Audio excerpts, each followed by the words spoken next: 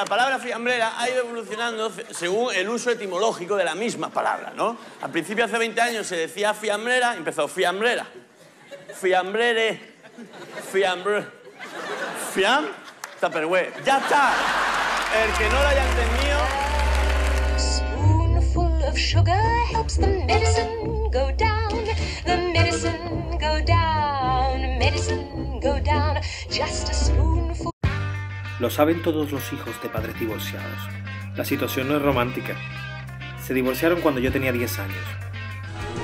Y viví desde entonces con mi madre y mis hermanos. Pero mis primeros 10 años de vida, hasta que llegó ese divorcio, realmente fueron los más felices que pienso que un humano pueda haber vivido jamás. Tenía todo. La felicidad, ja, ja, ja, ja, de sentir amor, hoy hace cantar. Hasta que cumplí casi los 8 años. Era el más pequeño de toda la familia. Tenía todo lo que un niño pudiera querer. Padres que juegan contigo, 4 abuelos que te miman. Bendición, abuela. Que Dios me lo bendiga. Juguetes por todos lados. Un colegio que te encanta. Me gustaba la maestra. Estamos multiplicando. Aprender cosas de allí como leer y multiplicar. Entonces, pues 25.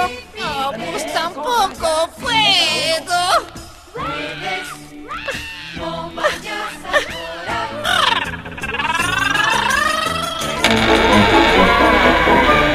Era parte de un equipo deportivo. Un poco peculiar. Tenía un grupo de amigos en los Boy Scouts.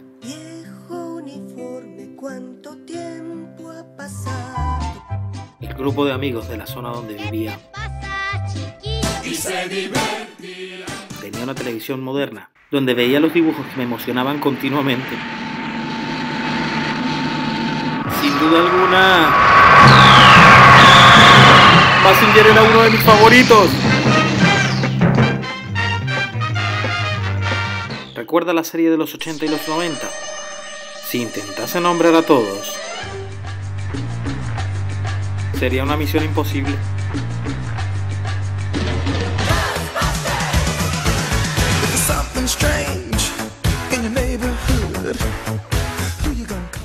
Una hermana con quien jugar. Cuando fui creciendo, buscaba estar a tu lado. Ella tenía decenas de peluches. Te sentía grande, aunque tenías 10 años. Habían parques muy verdes cerca de la casa. En el parque soy feliz. Escuchaba a mi madre tocar el piano. Había un kiosco lleno de golosinas frente a casa. Habían siempre comidas deliciosas. Habían postres. Y para terminar, cuando tenía unos 7 años, hubo un viaje a pleno centro de Disney.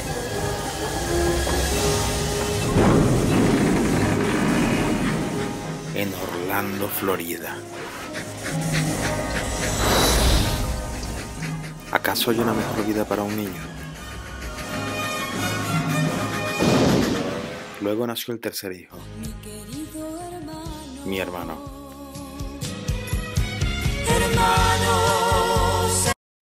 Y de pronto, en menos de un año todo cambió. Pero no por celos de nadie, era algo mucho más profundo. En menos de un año apareció algo que me ha acompañado a lo largo de mi vida. Todo el divorcio de un matrimonio. ¿Qué es lo que te pasa? Es que mis papás se van a divorciar. Y yo los quiero mucho. Y no quiero que se separen. Sí, muchachito. En esto es en lo que nunca piensan los padres. Se separaban mis progenitores. Mis padres se divorciaron. Todo se derrumbó dentro de mí, dentro de mí.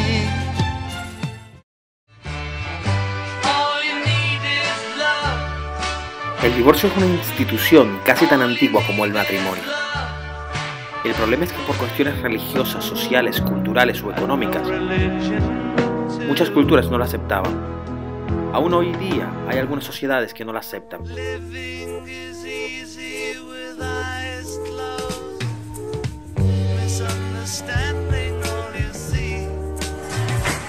Filipinas y Malta apenas aprobaron el divorcio en el 2011. En el Vaticano aún está prohibido el divorcio. De la misma forma en que lo está en algunas sociedades africanas e indígenas en diferentes partes del mundo. Pero no podemos presumir demasiado.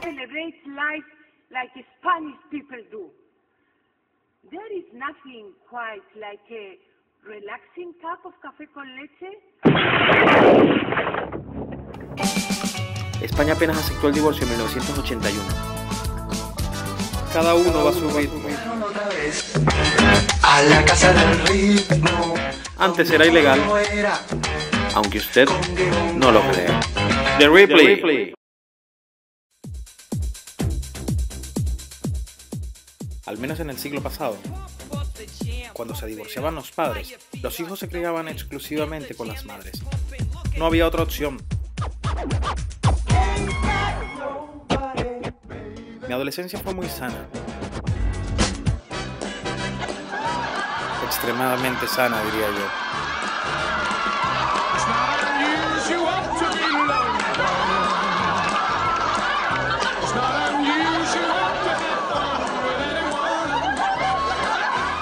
Me voy para la playa, no me importa nada.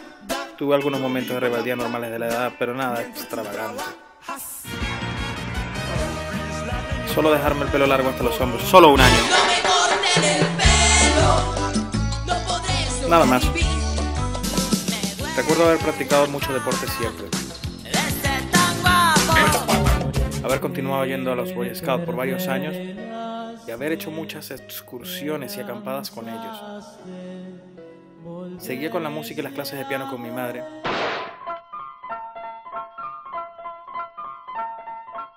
Y trasladé todo lo que había aprendido en el piano de forma autodidacta a la guitarra. Era un buen estudiante, aunque nunca fui el primero de la clase. Creo que siempre me mantenía por debajo del tercio superior y encima de 2 tercios, aproximadamente. Recuerdo como si fuera ayer el llamado mejor gol de la historia de los mundiales de fútbol. Transcurría el Mundial de 1986.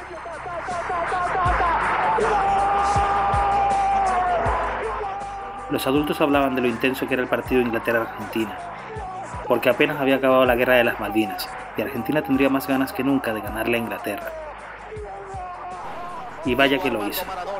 La famosa mano de Dios y el mejor gol de los mundiales, y ambos de Maradona. Allá con Valdano Maradona. Fue su mundial. Y campeones del mundo. Recuerdo, sin embargo, muy vagamente la caída del muro de Berlín. Empieza la reunificación alemana, que terminó al año siguiente. Aprovecharon además para ganar el Mundial de Fútbol de Italia en 1990, de aquella manera. Pelota que busca Suela, atención, va a haber gol. Penalti inexistente. ¡Qué bárbaro! Inexistente. Una tarjeta roja y las lágrimas de la injusticia. Y sin embargo, recuerdo mucho más la disolución de la URSS para finales de 1991. Nos hemos pasado media vida preocupándonos por el futuro de la Unión Soviética. Ya es suficiente. Y definitivamente se acaba la Guerra Fría. Aparecen en total 14 países más.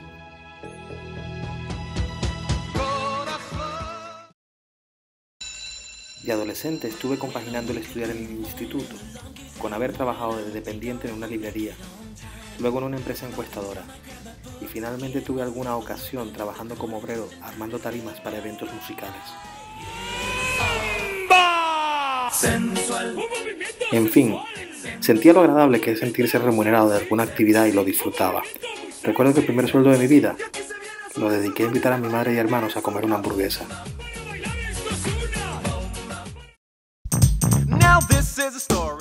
Así pues, empiezan las típicas ganas de querer seguir ganando dinero.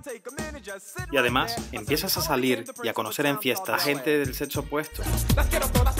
Empiezan las típicas preguntas sobre si seguir trabajando para empezar a vivir como si fuera realmente un adulto o si es mejor la opción de seguir estudiando sin ganar dinero durante unos cuantos años más. Tengo dinero ni nada que dar, lo único que tengo es amor para amar. Si así tú me quieres, viviendo de estudiante un buen tiempo, pero pensando en el futuro. Y en esa lucha, aunque muchas personas se inclinan por seguir ganando dinero y dejar los estudios, yo sé que contar con el apoyo incondicional de mi padre para que terminara una carrera universitaria ayudó a decidirme en seguir los estudios hasta el final. Recuerdo que en la adolescencia me marcaron dos libros, Raíces y El Cyrano de Bergerac, y ambos me marcaron por diferentes razones. Vuela, vuela. En las horas libres solía jugar al fútbol sala casi cada tarde, iba a algunas fiestas y también salía con alguna novia que tenía. En definitiva, esas eran las actividades en las que cubría el 100% de mi tiempo libre. De resto era estudiar y seguir luchando sin permitirme suspender ni una sola materia. Recuerdo que me gustaba hacer cosas difíciles. Uno se va volviendo un poco adicto a lograr desafíos cada vez más complejos. Recuerdo la frase que me encantó en la adolescencia de que el cielo es el límite. Realmente esa frase me encantaba. O la que dice, el límite se lo pone uno mismo. Uno puede ir aumentando hasta ponerse metas a varios años vista, y cada vez son más complicadas. Empiezas con una canción fácil y sigues después con una más difícil. Y así era con todo en la vida. Recuerdo que la canción Natalia de Antonio Lauro para mí era el opus ultra de la dificultad en la guitarra. Tardé meses enteros para poder tocarla. Para mí era una fuente de inspiración por su belleza y dificultad. ¿Usted la conoce? ¿Le gusta el vals? ¿Ha escuchado alguna vez un vals solamente con una sola guitarra? Si le gusta la idea, escúchela. Sentirá paz con una sonrisa.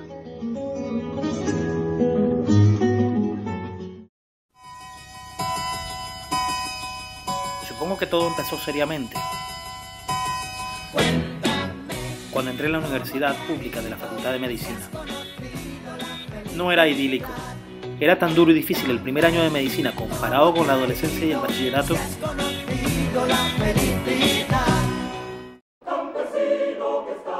Mi primera meta en la universidad fue aguantar el ritmo hasta diciembre. Era una meta sencilla, entre comillas.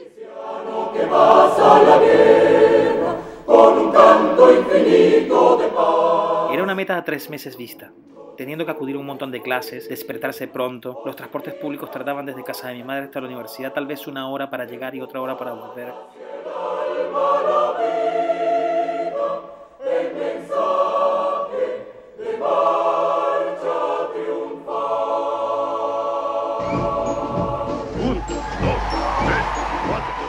Clases en donde pasaban la famosa lista para confirmar la presencia del estudiante. Faltar al 10% de las clases significaba suspender la materia. ¡Exámenes! Ay, no tan de madrugada. Significaba también dormirse tarde en las noches estudiando para poder aprobar todo. ¡Pelotón! ¡Canción! Algunas materias tenían pruebas tipo test o de respuestas cortas en cada clase. Hay que conservar nuestra tradición. It's a military goal. It's a military goal. Es decir, alguna materia incluso tenía 2 exámenes a la semana. No tenía sentido llegar a diciembre suspendiendo alguna materia. Eso significaría para mí que no era medicina lo mío.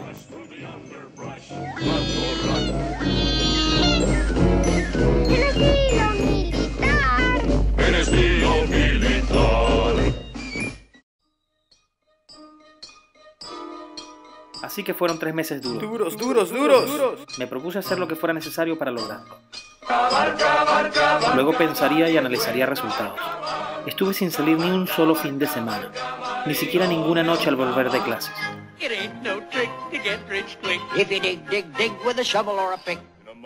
Necesitaba poder levantarme pronto e iniciar el ritmo de estudio. Y al llegar a diciembre, me pareció que, aunque había sido duro,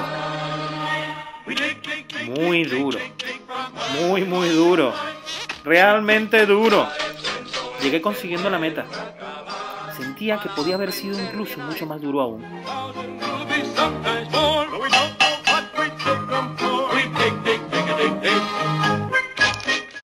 en diciembre, Frente a una copa de vino, cuando llegó el momento de sacar conclusiones, yo me río de mí.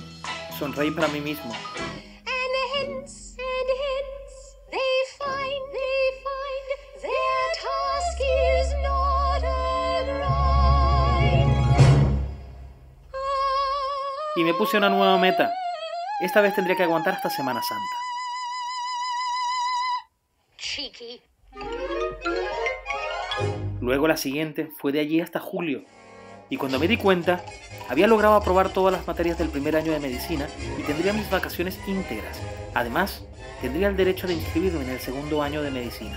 Luego fue todo más fácil para mí, al menos académicamente. Supongo que era cuestión de aprender a estudiar en la universidad y poner prioridades en la vida, a diferencia de los estudios de bachillerato donde lo que estás es acostumbrado a aprobar. Pero en fin, las metas progresivamente aumentaban.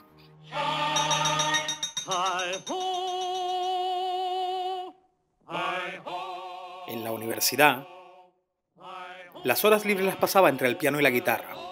Recuerdo que nos dedicábamos algunos a hacer canciones divertidas. Lo disfrutaba de corazón. Algunas canciones iban dirigidas contra una cosa o contra otra.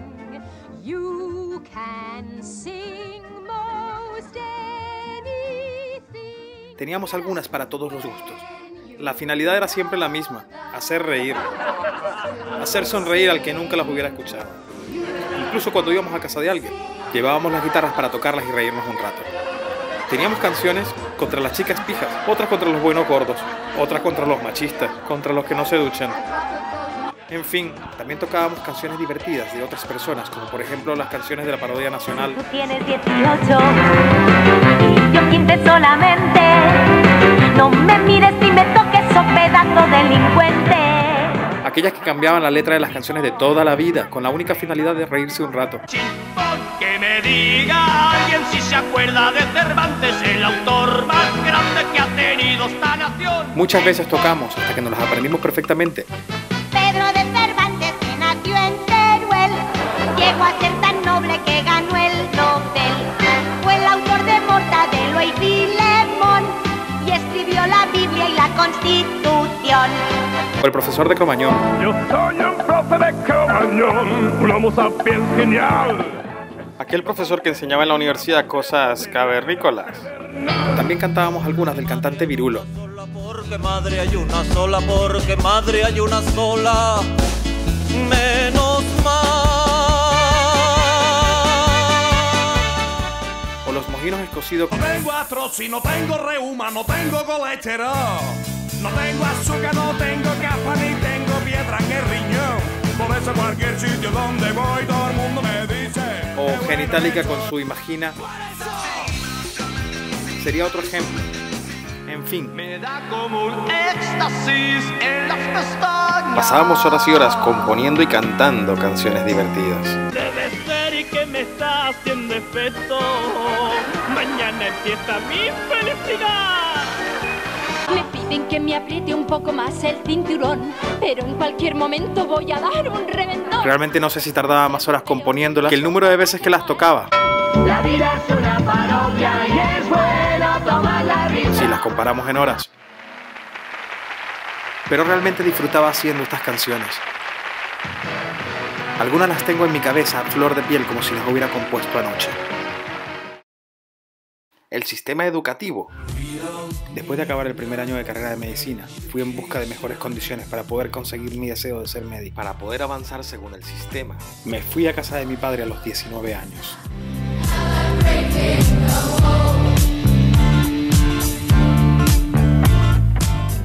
Las condiciones económicas no eran nada fáciles en casa de mi madre, hasta el punto de no haber podido acudir a mi propia fiesta de graduación de bachillerato. Ese día recuerdo que Brasil se hacía campeón del mundo en el Mundial de Estados Unidos 94. Así que partí para tener mayores probabilidades de graduarme de médico, dejando atrás a mis dos hermanos, a mi madre, a mis amigos, a mi casa de toda la vida, a la chica con la que salía en esa época. Todo quedaba atrás. Todo. Con la única finalidad de algún día ser un médico cirujano.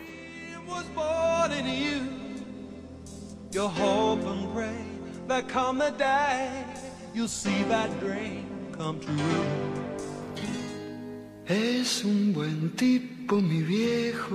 Mi padre, el cual sin haberlo dicho nunca, de hecho me enteré de adulto y por medio de una tía abuela que se sabía toda la historia familiar, era descendiente de una familia prestigiosa de las Islas Canarias, incluso con personajes que salen en las enciclopedias, principalmente militares de prestigio, que incluso pelearon en el ejército de España contra la independencia de Cuba a finales del siglo XIX. Se puede decir que allí se acabó el Imperio Español. En esa época, mis tatarabuelos paternos estaban en las islas gozando de sus cargos. Uno era coronel. Tenía personajes de la marina mercante de las islas. La siguiente generación, uno era capitán del ejército cuando estalló la guerra civil. Fue exiliado a Canarias sin poder tener acceso a pisar la península. Y más atrás, incluso existía información sobre un ancestro 6 generaciones antes de mí, 5 generaciones antes de mi padre. Era titulado médico para la época de 1850 y también trabajaba en Canarias. En definitiva, mi padre había sido educado de una manera, puedo intuir que exquisita. Supongo que mi abuela se habrá encargado de ello. Él siempre ha sido para mí un modelo a seguir en muchos aspectos. De hecho, siempre diré que en gran parte gracias a él, hoy soy quien soy. En gran parte gracias a ella, mi abuela, fue que decidí finalmente ir a la península. Ella me hablaba siempre también de su vida por Alicante en su juventud, sus experiencias. Hablaba tantas maravillas de esas épocas. De alguna manera hizo que le cogiera cariño a la idea de venir a vivir a la península. Mi padre, para la época en que me fui a vivir con él estaba casado con una mujer que moriré diciendo que era la versión más mala de la típica madrastra mala. Tal vez te va a dejar con toda dignidad, que vivan su romance paz. Era capaz de hacer cosas bastante desagradables para que te fueras de casa. No sé si te das cuenta con la estúpida que estás. Incluso hasta llegar al punto de llegar la hora de comer y ella hacer comida para ella y para mi padre, pero no para mí. En fin, como aprendí eso muy rápido, al final usaba esa casa más como un hotel que como un hogar. Pues entre el tiempo que estaba en la universidad en clase, el tiempo que tenía para estudiar, que evidentemente lo desplacé a la universidad, y el poco tiempo libre que tenía me lo pasaba haciendo cosas fuera de casa, creo que finalmente solo iba a esa casa para dormir. Esto es, en verdad, lo que al mundo hace marchar. Y dada toda esa situación, era evidente, al menos para mí, que no podía permitirme el lujo de suspender ni una sola materia. Como hay bien, También hay mal. ajá, por cada contra Existe un pro. Había ido a esa casa para facilitarme la posibilidad de ser médico, y lo estaba consiguiendo, ya que se subsanaban cosas que necesitaba para poder lograrlo. Pero no podía suspender nada. Si suspendía una sola materia, significaría tolerar un año más a la típica madrastra mala digna de los cuentos de la Cenicienta. Después de todo eres un pez y obedeces a tu instinto. Así que, aprovechar lo más posible cada año y graduarme en el menor número de años posible era mi prioridad número 1, alfa A. Es esto. Busca siempre destacar. No debe ser mediocridad. ¿Mediocridad? Ajá, nada de que es al azar. Y trata siempre de triunfar. It's up to you how far you go. If you don't try, you'll never know. Que no se atreve a intentar, nunca cruzará la mar. Y así tenía que ser. No había otra opción. Luego pensé que mi meta podría ser conseguir dinero para irme a Madrid y hacer el MIR, pues para ser cirujano debería pasar por ese trámite. Decidí Madrid y ninguna otra ciudad, simplemente siempre había pensado que los profesores que trabajaban en las academias de preparación para el MIR de Madrid deberían ser los mejores. Por la calle de Alcalá. Pensaba la absurda idea de que en España todo genio querría vivir en Madrid. Después aprendí muy bien que no. Recuerdo que en la universidad tenía algunas series favoritas. El clásico Friends, la de Jennifer Aniston y Courtney Cox, de la que estaba enamorado, que finalmente duró 10 temporadas. Y la otra era esta, Married with Children, casado con hijos, que finalmente logró 11 temporadas. Aquella de Ed O'Neill, me acuerdo que su típico humor exagerado me encantaba. Fue mi serie favorita por años. Me generaba muchas risas.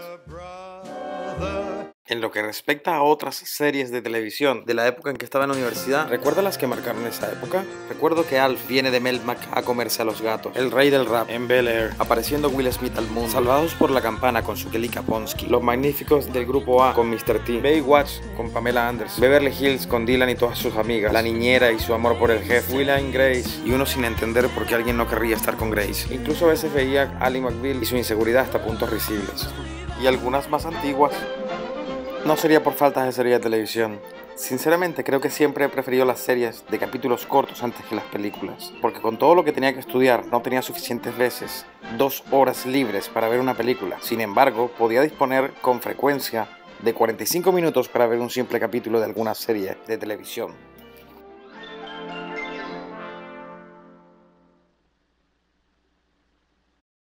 En 1998 parece que hay algo. ¿Cómo le llamaron? ¿Manipulación? ¿Intimidación? ¿Cómo llamarle? ¿Soborno? ¿Corrupción? ¿Quién sabe? Tal vez haya sido el mejor equipo de la historia en nobleza aquel equipo de Zidane, pero a niveles superiores no tengo ninguna duda de que algo o alguien influyó.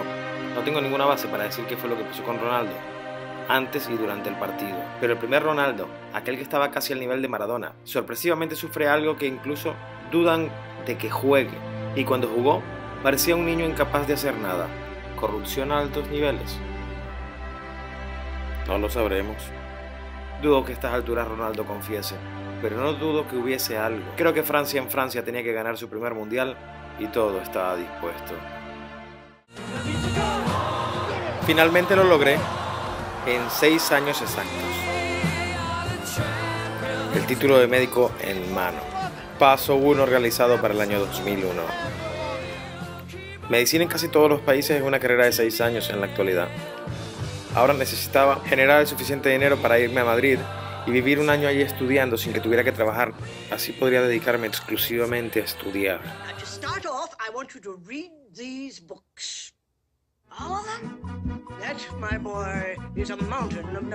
Así es el examen MIR. Para sacar una buena nota del examen y poder elegir la especialidad de cirugía. Todo tiene su precio. Si quieres cosas grandes, el esfuerzo tiene que ser grande. No creo que se metan la pata.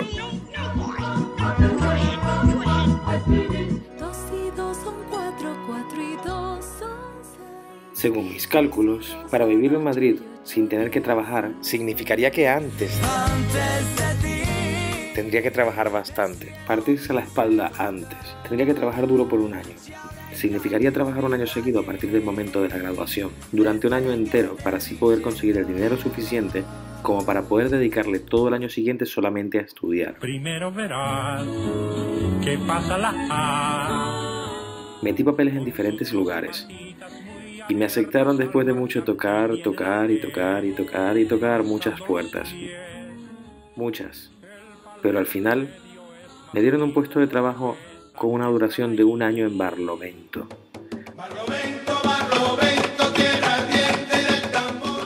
A poco menos de 2 horas de Caracas, en Venezuela, en un pueblo de Curiepe. Morón es su nombre. Era una especie de forma de darle las gracias al país que realmente me había visto nacer. Un año de mi vida dedicado a este país mientras conseguía el dinero suficiente para irme a Madrid.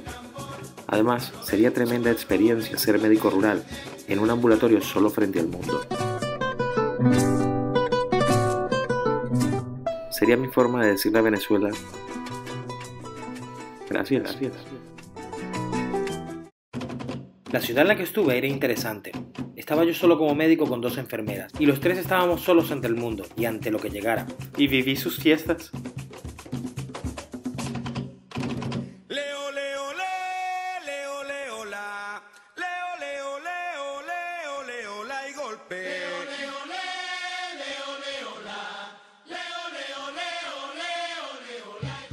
Estando allí cayeron las Torres Gemelas, aquel acto terrorista que revolucionó el mundo. Sinceramente me preocupé bastante sobre las consecuencias que podría traer todo eso.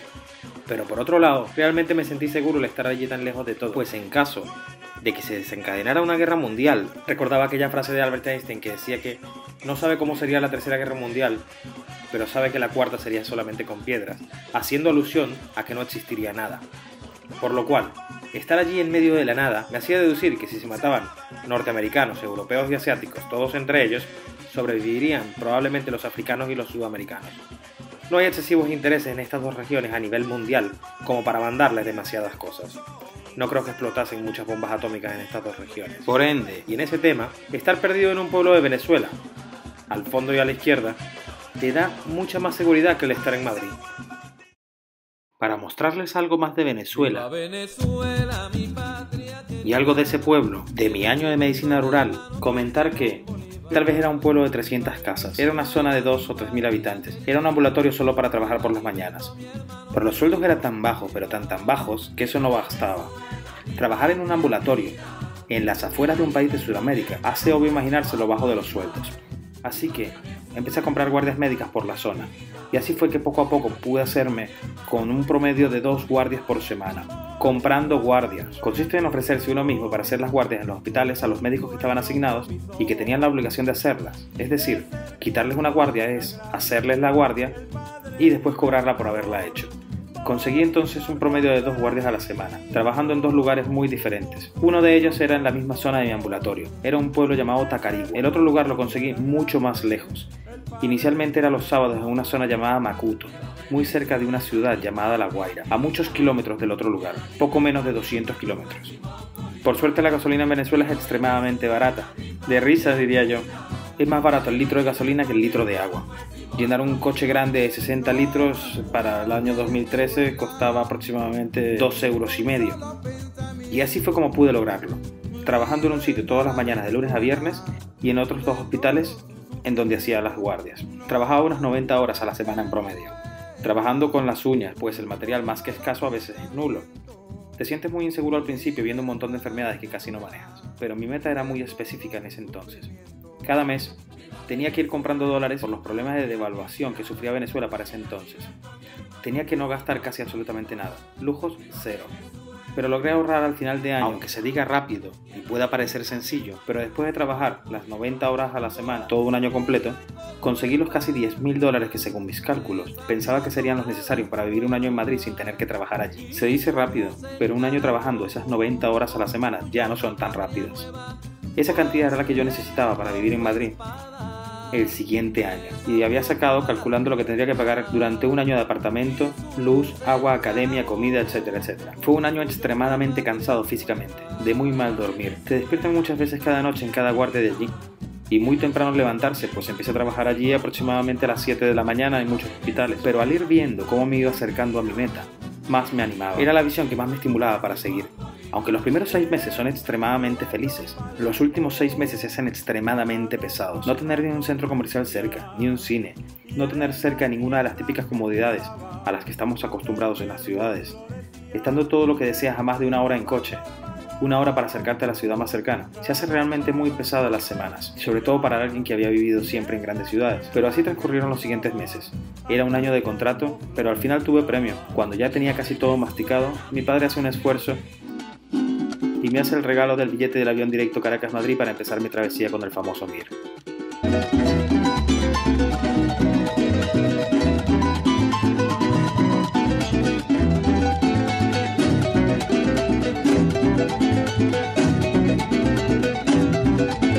El abuelo un día en un viejo barco se marchó de España. El abuelo un día como tantos otros con tanta esperanza, la imagen querida de su vieja aldea y de sus montañas se llevó grabada muy dentro del alma cuando el viejo barco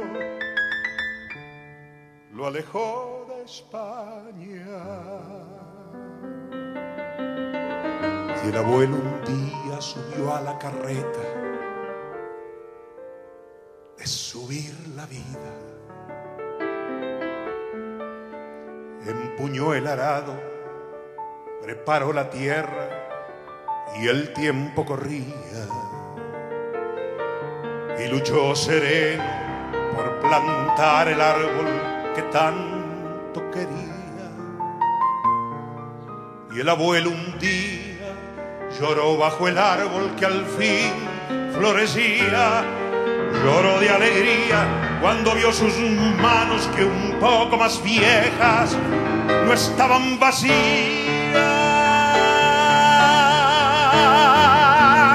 Y el abuelo entonces, cuando yo era niño, me hablaba de España, del viento del norte, de la vieja aldea y de sus montañas. Le gustaba tanto recordar las cosas que llevo grabadas muy dentro del alma, que a veces callado, sin decir palabra, me hablaba de España.